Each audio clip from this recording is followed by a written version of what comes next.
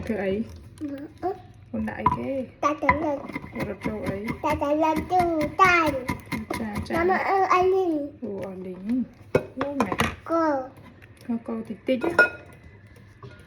cô thì tích mà cô cún á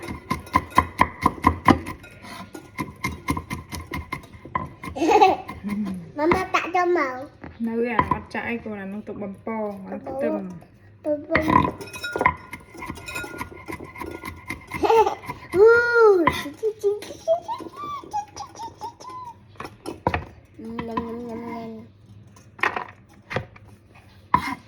un chút ai là hồ chẳng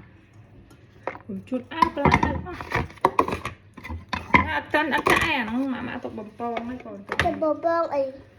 cái bông ấy tụ bầm po ở chuối rồi rồi nhị nhâm tay chuối nhị nhâm năm ấy thằng họ ấy với mình tôi tập cái nó bàn